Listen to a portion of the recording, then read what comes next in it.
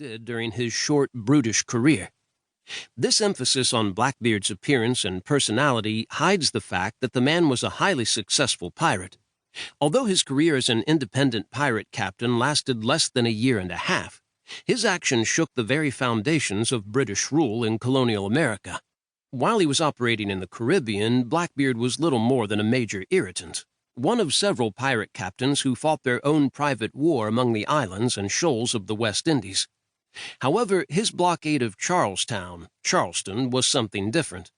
His actions paralyzed the port, bringing maritime trade to a halt.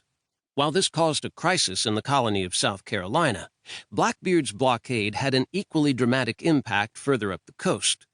At the time, Blackbeard commanded several ships and several hundred men. With a force like that at his disposal, he could repeat his success off Charleston anywhere else along North America's Atlantic seaboard. For a brief period, he became America's bogeyman, and nobody knew where he would strike next. Although the crisis passed, the rulers and merchants of colonial America weren't going to forget Blackbeard in a hurry.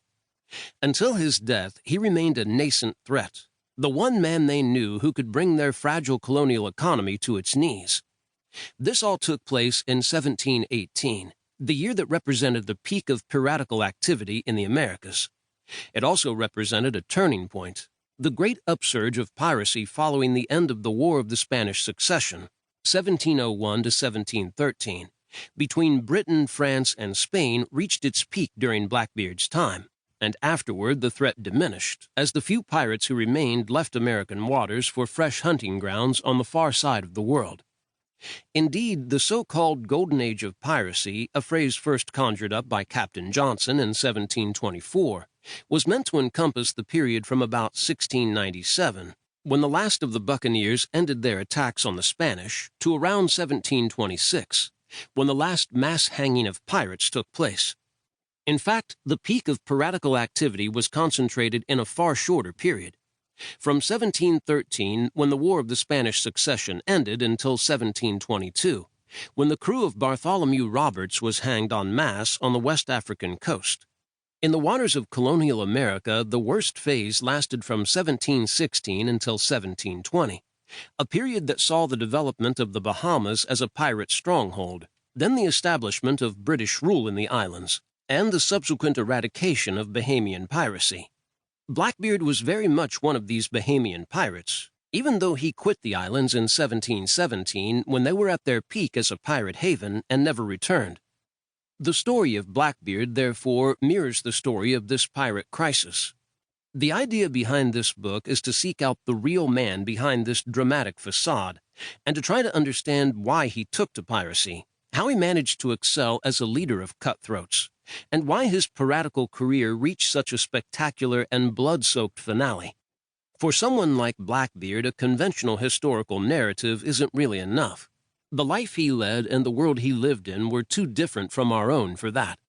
In order to understand Blackbeard the pirate, we need to become conversant with Blackbeard's profession and the role piracy played in the era he lived in.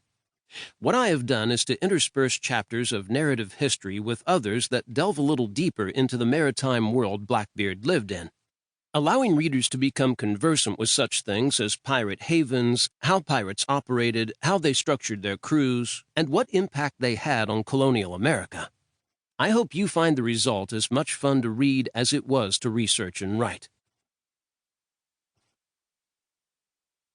A Date with History.